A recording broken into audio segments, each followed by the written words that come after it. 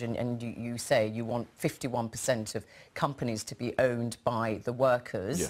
Where's the money going to come from for that, or you just do it as a matter of fact without any compensation, just on the particular company issue? Absolutely. What we need to do is that companies must just surrender 51%. Just surrender, just like that, with no compensation. They must surrender 51%. They've exploited the wealth of that country for far too long. So just do it, just as a matter of fact. It is time that the people are now beginning to benefit. Our people don't have money to buy those shares.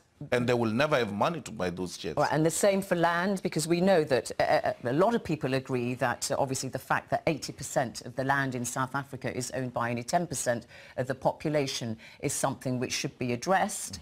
The ANC has already signalled that it's going to be trying to introduce some reforms to make sure, for instance, that any individual South African can't own more than 12,000 hectares of land. It's going to redistribute 90,000 hectares of land to smallholders and so on and so forth. So on that particular issue of land, the government is trying to do something. You can't intend for the past 21 years.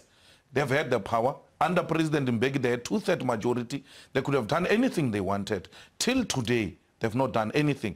The figures you are referring to happened during colonial times, and they're still happening today, because the ANC did not want to tamper with the economic structure and the patterns of property ownership in South Africa. Okay, so they're not doing anything. Let me ask you this then. An independent political analyst, Daniel Silk, says these demands, the ones that you've just been talking about, the corporations, mining companies, land and so on, represent a wish list from the EFF. The question is how disruptive they are willing to become if the demands are not met. Are you suggesting that you would do this by force?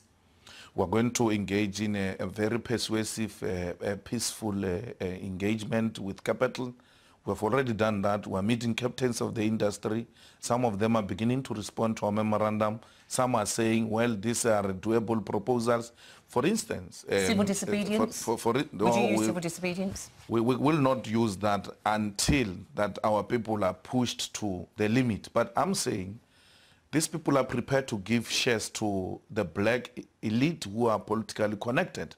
And if you're prepared to give it to one individual, why not give it to the workers themselves who are making this company to be what it is?